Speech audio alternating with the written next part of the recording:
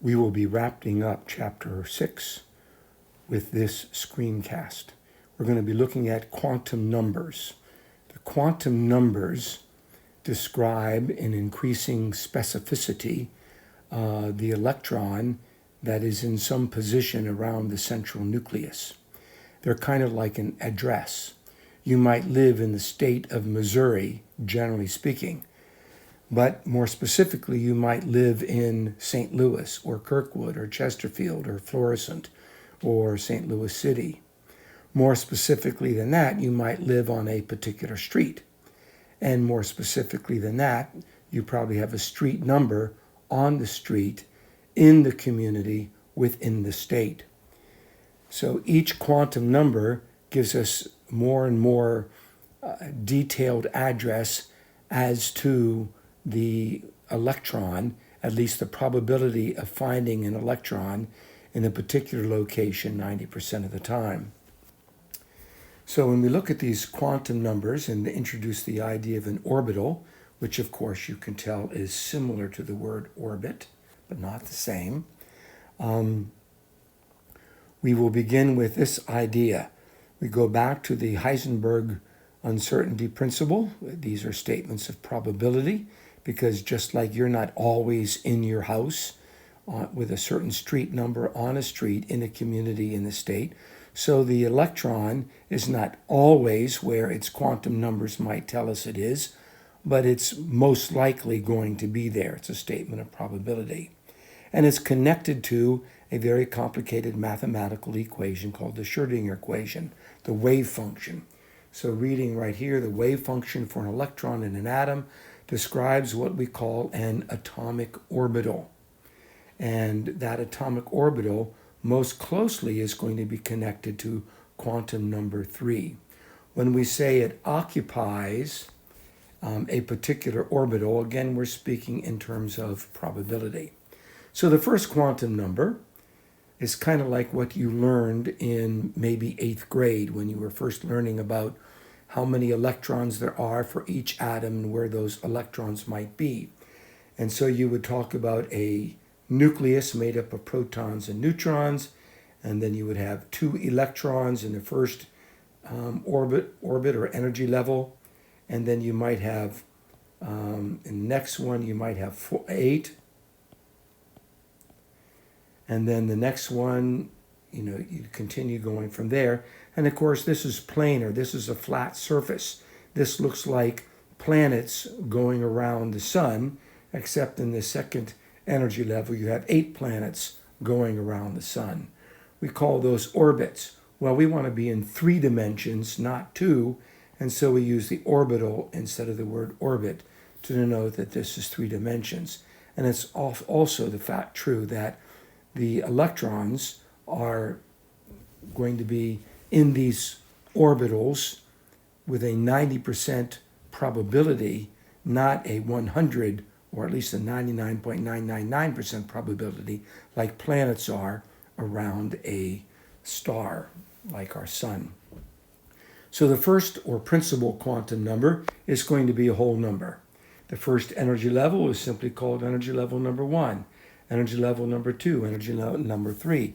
And in the next chapter, we'll be showing how that correlates or corresponds to the rows on the periodic table. The first row on the periodic table with hydrogen and helium represents the first energy level with its 2 electrons. And then the second row on the periodic table represents 8 elements with up to 8 electrons in that second energy level, and so forth, with some interesting exceptions coming up. So the first quantum number is the principal quantum number, kind of like the state, pretty general. Now, one way to think of this, I'll talk about the different types of shells and so forth a little bit later. Now, and the shape of the principal quantum number is what we might call an electron shell. Think of a sphere inside a bigger sphere, inside a bigger sphere, inside a bigger sphere, as opposed to concentric circles, which this drawing indicates. And in atoms having more than one electron, you're going to have two or more electrons that can have the same n value. In the end, we're going to see that no two electrons for a given atom can have exactly the same set of four quantum numbers. But when you're talking in the most general way, many people can live in the state of Missouri, and many electrons, or at least more than one, can be in a particular main energy level with a principal quantum number of 1, 2, 3, and so forth. We call these electron shells or main energy levels, and again, they are three-dimensional. Now, when we move to the second quantum number, the second quantum number is called the orbital angular momentum quantum number.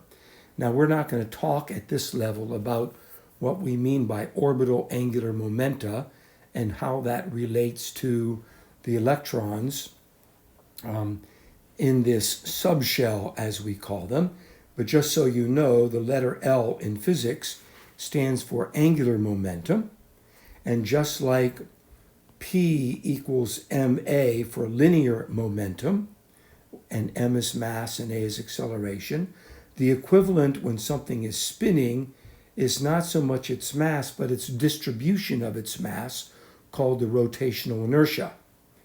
And I should make a correction here. This should not be an A, but this should be a V for velocity. And the equivalent in linear velocity for angular velocity is omega. So you can see the correspondence between linear momentum and angular momentum. In any case, that's a sidelight into rotational physics, rotational motion. So anyway, the letter L stands for the orbital angular momentum quantum number. Now, interestingly enough, these quantum numbers begin with the number 0. And this is very important to keep in mind because students think that because the principal quantum numbers begin with a 1, that therefore the orbital angular momentum, the second quantum number, should begin with the number 1, and that is not true. The orbital quantum number is going to be the whatever n is minus 1. So in the first energy level where n is 1, that means n minus 1 equals 0. In the second energy level where n is 2, n minus 1 equals 1. So the subshell number, the orbital angular momentum number, is designated by the number 1. That would be its address. That would be the community within the state, a little bit more specific. It's kind of like if I had a superdy-duperdy microscope and I looked at an atom, I could see the electrons in this principal quantum number, this main energy level, this outer electron shell. And then if I had a superdy-duperdy microscope, I could even see the subshells. And later on, when we get to the third one, you guessed it, we need our superdy-duper microscope when we inspect the third number, the third quantum number. Now, this quantum number defines the characteristic shape of an orbital. And when we talk about the shape, you might remember from first year chemistry that we talk about the S or the P or the D or the F. And we're going to get to that in a minute. Now, coming over the top of the next page, these subshells in the second energy level, now that you're in AP College Chemistry, we can designate them with a number, but we still like to represent them often with a letter S, with a letter of the alphabet, S, B, D, and F. And you might be wondering, well, where in the world did those letters come from? They seem kind of arbitrary. Well, you have to go back 100 years in history, and you will see that originally they stood for the words sharp, principal, diffuse, and fundamental. And as quantum mechanics was developed, the original meaning of those words kind of became obsolete and meaningless for the most part. And so but we've retained the first letter of each of those words, S, P, D, and F, as references to the value of the second quantum number as 0, 1, 2, 3. Now you might say, is there a 4, 5, 6? And yes, that would be correct, though those numbers are not needed very much because we don't have that many atoms with so many energy levels and therefore so many subshells where you need a value of L that would be 4 or 5. And just for the record, if you did need that, after the letter F, we just follow the alphabet. So after the letter F, A, B, C, D, E, F, we use G, and then H, and so forth. Now the third quantum number is called the magnetic quantum number. And as you might anticipate a little bit later on, we're going to talk about the magnetic properties of various atoms such as iron and why they have these magnetic properties. But in the third quantum number, we learned in first year, hopefully, that in first year chemistry, that the number of what we called orbitals within each energy level followed the numbers 1, 3, 5, 7, etc. So in the first energy level, where you only have one subshell designated by the number 0 or the letter S, you have one orbital designated by the number 0 again. In the second energy level, where your principal quantum number is a 2, you have two subshells designated by a 0 and a 1, or an S and a P. And you're going to have in the S energy level, in the S main energy level, you always have one subshell designated by the letter S with its one orbital. We're going to show in a minute it's spherical. But then anytime you have a P subshell, which you would have beginning in the second energy level with its two subshells, the P subshell has 3 orbitals, and the D subshell can have 5, and the F subshell can have 7. Now, make sure that you remember then that when we decide to use a number for designating the address of an electron in a given atom, we're going to be using, for the third quantum number, 0, plus 1, minus 1, plus 2, minus 2, and so forth. And that's where we get a 1, a 3, a 5, and then if we have all the way out here, a 7 for the D subshell. That is our magnetic quantum number. So we would need our super-de-duper microscope, so to speak, to detect that, to need that magnetic quantum number to zero in ever more precisely on a given electron in its orbit, in its position around a nucleus. And again, remembering that we're speaking in terms of 90% probability of finding the electron there.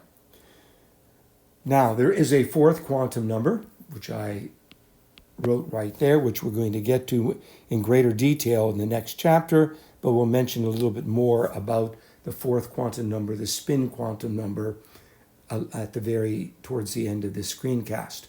But the spin quantum number basically says you have two spins, clockwise and counterclockwise.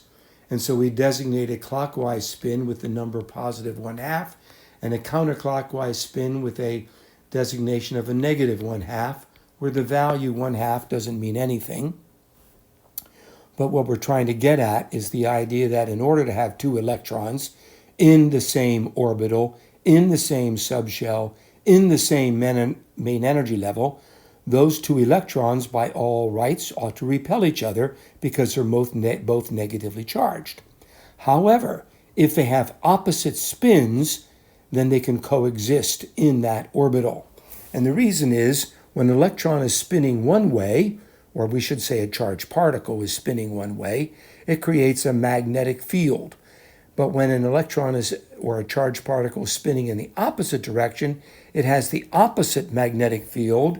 And so those opposites can attract each other, even though their like charges are repelling each other. So you can get a maximum of 2 electrons in an orbital, and you have multiple orbitals within a subshell, quantum number 2, and you can have multiple subshells within a main energy level, except for the first main energy level, which can only have one subshell. Are you confused yet? So when we talk about subshells, you have these equations right here. I generally don't pay a whole lot of attention to these equations, but n is the number of subshells. If n is 1, you're going to have one subshell designated by the number 0. If n is 2, you're going to have 2 subshells. One will be the one designated by an S, and the other will be a subshell designated by the letter 1. Remember, the 0 is an S, the 1 is a P. If n equals 3, then you're going to have 3 subshells designated by a 0, a 1, and a 2, and the letters that we're used to using are S, P, and D. And then if we had a 4th subshell, which would have the number 3, and that would then give me the F subshell. Now the number of orbitals is going to be n squared. So if I have my first energy level, n squared is 1. If I have my second energy level, in my second energy level, it includes the first energy level as well as the second energy level. So I can have a total of 2 squared, or 4 orbitals. I can have the s orbital as the first one, and then my other 3 orbitals, the second and the third and the fourth orbital, would be the 3 in the p, the 3 orbitals in the p subshell, and so forth. Now, so with the first electron shell, n equals 1, there is only one subshell, and it only has one orbital, and because of electron spin, it can only hold 2 electrons, which on the periodic table would represent hydrogen and helium across the top row. In the second electron shell, where n equals 2, there are going to be 2 subshells, an S and a P, or if you're using the numbers, that would be designated with a 0 and a 1. And we can go from there. So let's pause for a minute and take a look at this chart. So here's my principal quantum number, my first quantum number, my most general part of the address, like the state in your address. And then we have the angular momentum number, which is the second quantum number. And we're used to designating this as an S, an SP, SPD, SPD, and F. And then with my third quantum number, which is the orbital quantum number, this is the one that we refer to as being the region of space within which you'd find the electron 90% of the time as a statement of probability.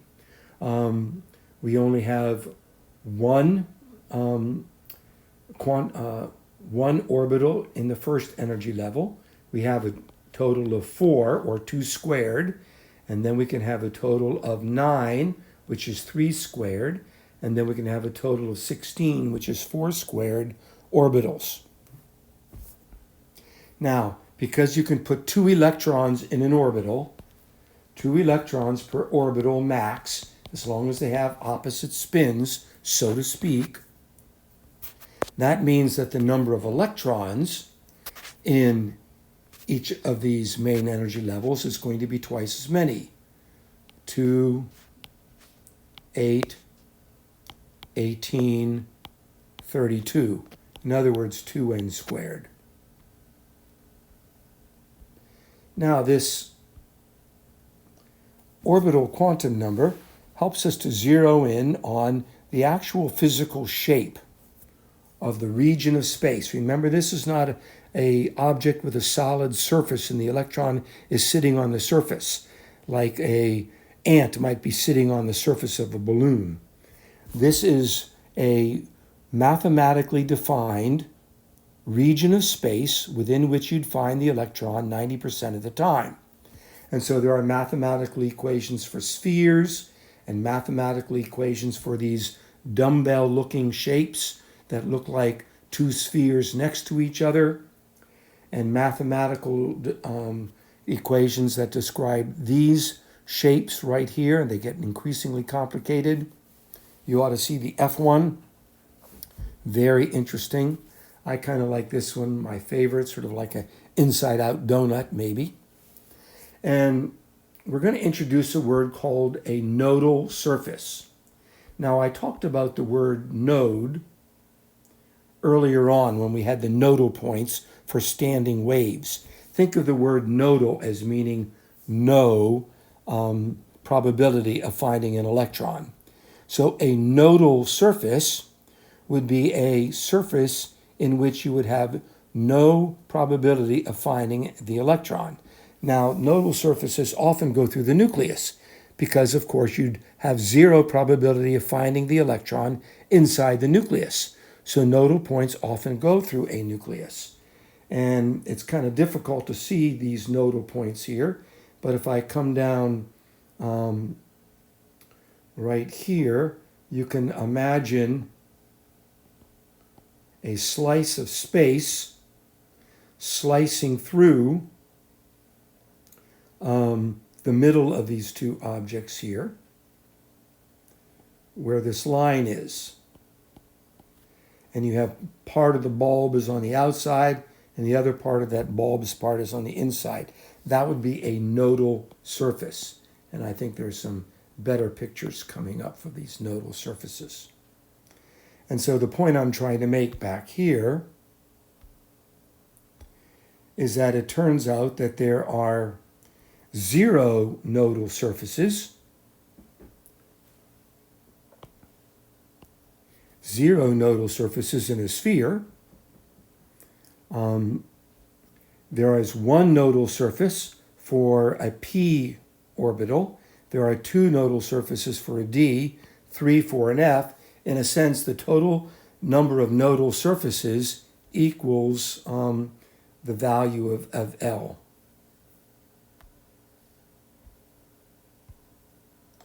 And here's a much, much better picture than what I just attempted to draw. These nodal surfaces, again, are planar, flat lines, either along the XY, the XZ, or the YZ planes. And on that nodal surface, you have zero probability of finding the electron. The shaded area in the blue and in the background purple try and give you the region of space within which you'd find that electron 90% of the time. Now, by the way, this whole thing is an orbital. It would be a mistake to say that the blue is one orbital and the purple is another orbital. That whole thing is an orbital. The same is true over here with a d orbital. This particular d orbital, of which there are 5, has 4 lobes, which I just put green dots on. The whole thing is an orbital. The whole thing represents the region of space within which you'd find an electron in that particular d orbital 90% of the time. And it has 2 nodal planes that slice it up. Now, at this point, you might be saying, why does it have to be so complicated? And I would have to answer that by saying, well, that's above my pay grade. You would have to ask the creator who made it this way. But as we study atomic structure, we learn more and more that it's this complexity that is able to give the atom all of the necessary properties an atom has to have in order to do all of the chemistry that needs to be done in all the living and non-living parts of the entire universe. Everything in the universe is made up of these atoms, all the mass stuff, physical stuff, the mass stuff is, and it is so amazingly intricate that you need incredibly complicated atoms in order to accomplish all of that. In other words, God certainly knows what he's doing. And to quote the astronomer Kepler from early 18th century, we are simply trying to think God's thoughts after him. Now, this particular page right here, this closer look, I'm not going to spend a lot of time on it. It's not going to be covered that much on an AP test. It just goes into a greater detail and attempts to answer this question up here. How do quantum numbers, which are small whole numbers, integers, tell us the shape of an atom? How does a 1 or a 2 or a 3 tell us the shape of an atom? And it has to do with those numbers as being the result of solving these wave functions, these Schrödinger equations, and ultimately that. But as you work in that direction, the equations for psi are the product of actually two functions, the radial function and the angular function. And the radial function, talked about right here, depends on both the first and the second quantum numbers. It tells us the value of that psi depends on the distance from the nucleus, how close or how far away you are from the nucleus. And again, it's easiest to think about the hydrogen atom, the simplest atom of all.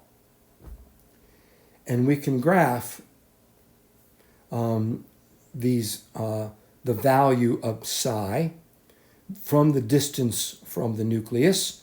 And as we get closer and closer to the nucleus, we can see that the value of psi sometimes drops off a little bit, sometimes goes up, sometimes goes below zero, goes negative, sometimes is positive.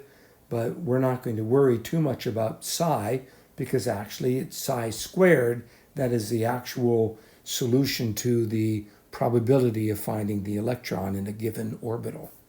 Now, the angular portion of the wave function reflects changes that occur when you travel outward from the nucleus in different directions.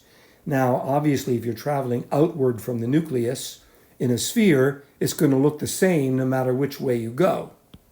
But if you remember those other more complicated shapes, like the barbell shapes of the p orbital, or the 5 very interesting shapes in a d subshell, I shouldn't have said p orbital, p subshell, d subshell, and then the really complicated ones of the f subshell, you can see that those values are going to go up and down.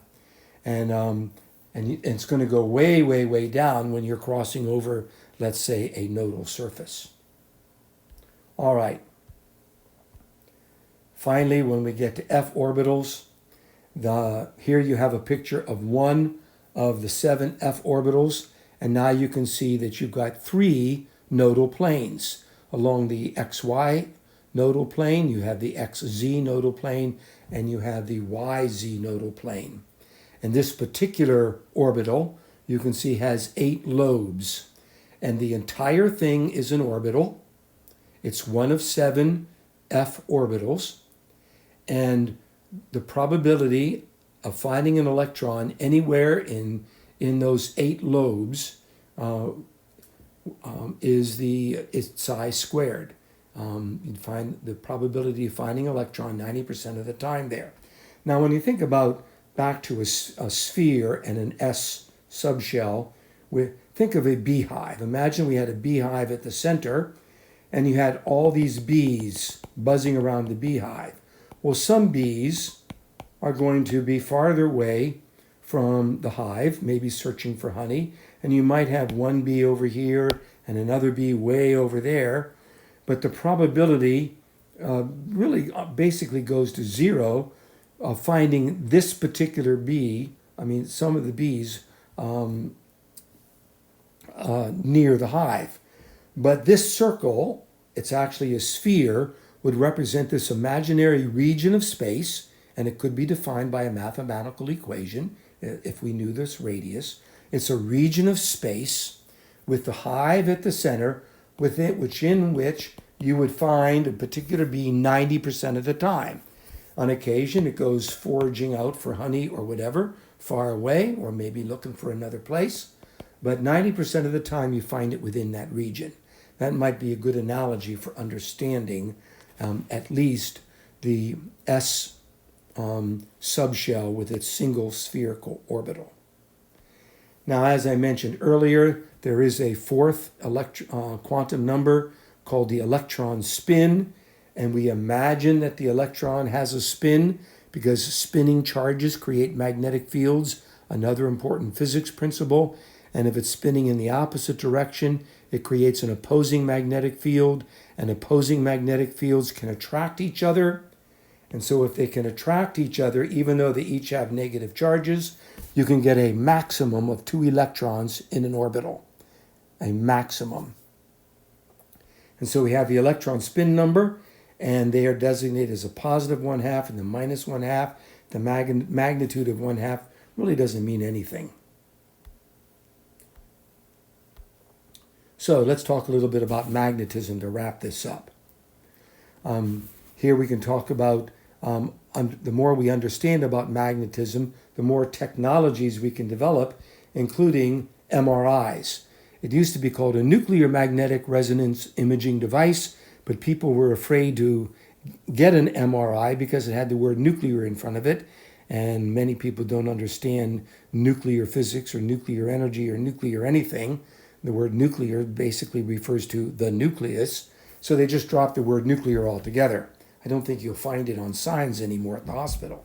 So anyway, the nuclear magnetic resonance imaging depends upon the idea of these electrons with their minute magnetic fields sometimes being aligned with each other and sometimes not, or sometimes being a positive 1/2 and sometimes being a negative 1/2 when the magnetic field might flip-flop.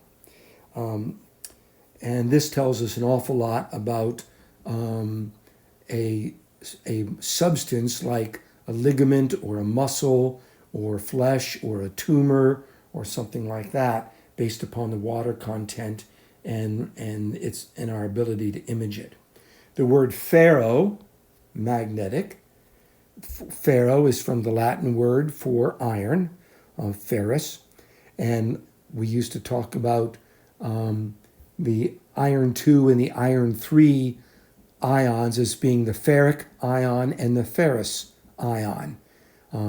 Ferrous +2 and ferric +3. We don't use that nomenclature anymore.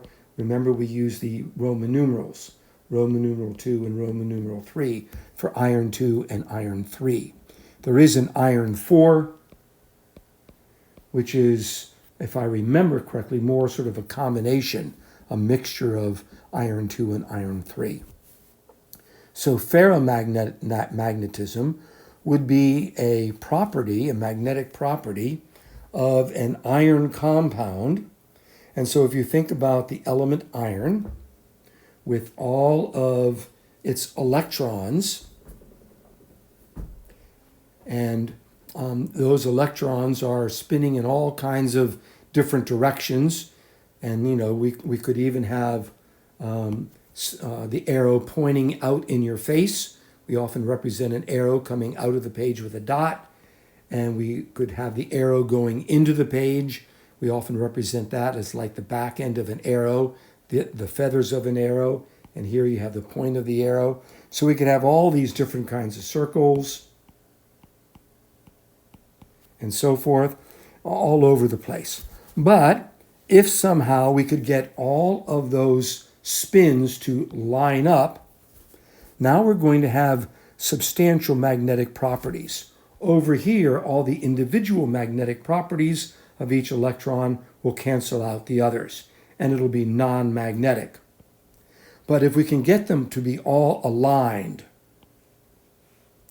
then we're going to have something that is going to be magnetic. We call that paramagnetic. And if it's paramagnetic, and we're talking about iron in particular as being one of the components of the material, then it is ferromagnetic. So ferromagnetic is going to have iron in it. Alnico magnets are probably the ones you're used to, and have maybe even played with as far back as grade school.